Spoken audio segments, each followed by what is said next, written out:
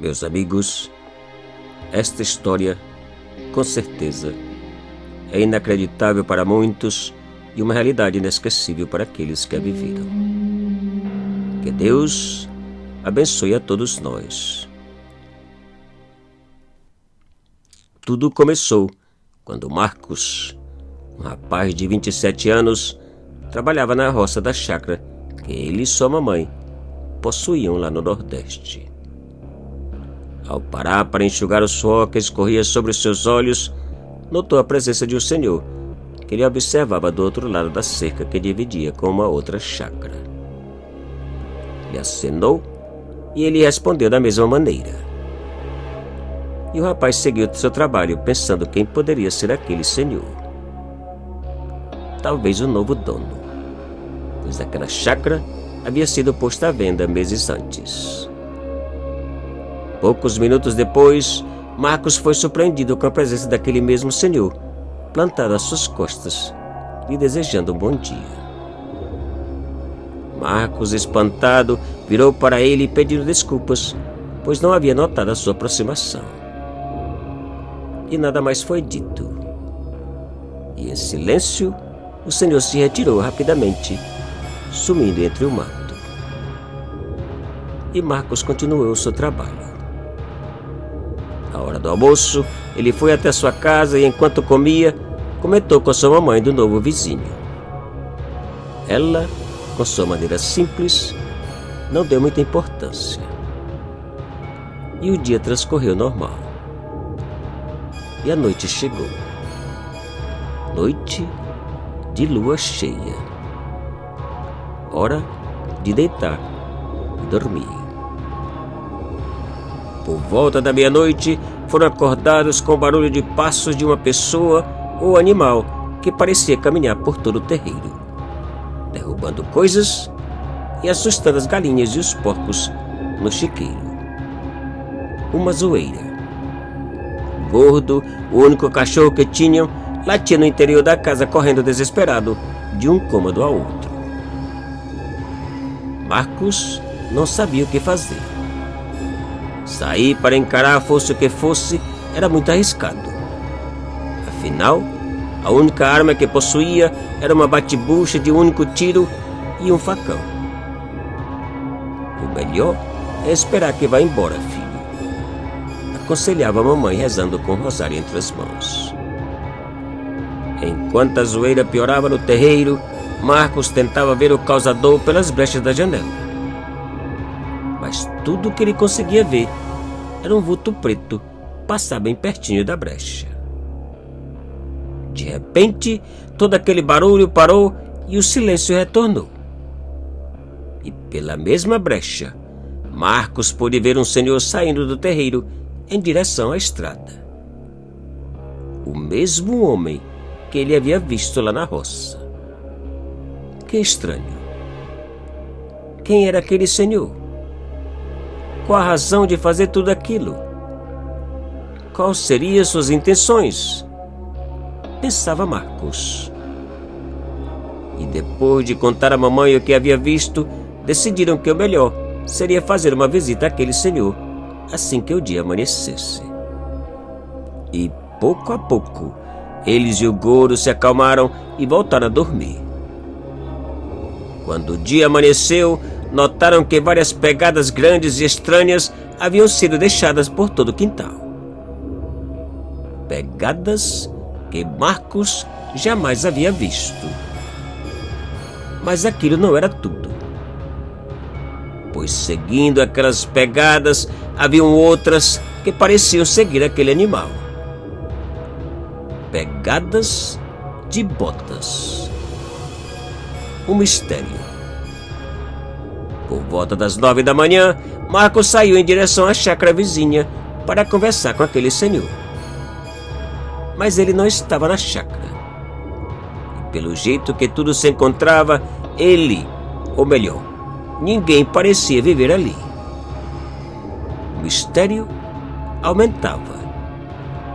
Naquele dia, Marcos resolveu ficar em casa e esperar pelo monstro ou pelo senhor. E o dia passou. Nada aconteceu. E mais uma noite chegou. A lua parecia clarear mais que nunca. Da mesma maneira que na noite anterior e por volta da mesma hora, algo ou alguém parecia rodear a casa mais uma vez. Do lado de dentro, o gordo já agia como louco, latindo e grunhindo ao pé da porta, tentando sair. Do lado de fora, as galinhas e os porcos pareciam enlouquecidos. Marcos, nas pontas dos pés, foi até a janela e, pela mesma brecha, viu que o animal peludo e horrível se encontrava parado no meio do terreiro e olhando em direção à porta da casa. Agora podia vê-lo por inteiro com a claridade da lua. Peludo, enorme e horrível. Seus olhos vermelhos brilhavam e assustavam. Um pavor. Que animal era aquele? Pensava Marcos, apavorado. E naquele instante, parecendo notar a presença de Marcos na janela, o estranho animal se dirigiu até a porta, rosnando de uma maneira aterradora. O pavor aumentava. Parado no meio da sala, Marcos tentava acalmar a mamãe, ao mesmo tempo que gritava, tentando assustar aquele animal. E não parecendo dar ouvido aos gritos de Marcos, o monstro arranhava e batia contra a porta. O pavor era quase insuportável. E batendo ainda mais forte, aquele horrível animal conseguiu abrir um buraco na porta, deixando aparecer suas garras do lado de dentro da casa. O medo, o horror, o pavor era tanto que Marcos sequer lembrava da bate-bucha ou do facão. E no meio da sala, permaneciam abraçados, rezando e gritando desesperadamente. O gordo, ao ver aquelas garras, pôs o rabo entre as pernas e desapareceu. E com cada empurrão e pancada, aquele animal abria ainda mais o buraco, deixando ver cada vez mais a sua monstruosidade apavorante. E quando parecia que a porta ia ser destruída e que o fim era inevitável, o monstro sumiu e, como um milagre, tudo acalmou. E por aquele mesmo buraco na porta, Marcos e a mamãe puderam ver o estranho senhor. "Ele, mamãe!" exclamou Marcos, apontando para o homem no meio do terreiro. A mamãe, ao ver aquele desconhecido, pôs a mão na boca e, em voz alta e agarrada ao rosário, rezou ainda mais alto e mais forte. E o senhor se retirou, e a paz finalmente voltou. Mas eles passaram a noite em claro, esperando por um outro ataque, que, graças a Deus, não aconteceu. Tão logo o dia amanheceu, um dos vizinhos amigos apareceu para dizer-lhes que haviam matado um lobisomem naquela mesma noite. Segundo ele, o lobisomem era um jovem rapaz que trabalhava em uma das chácaras da redondeza. O monstro havia sido eliminado. Depois que o amigo saiu, Marcos virou para a mamãe e, com um aspecto meio assustado e curioso, lhe perguntou: "E aquele senhor, mamãe? Como se explica a presença dele? Quem é ele?"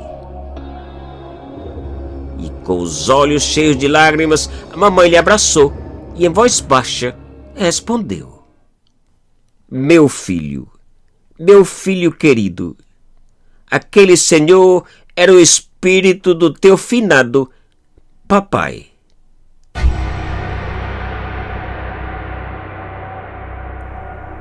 Te cuida e muito obrigado.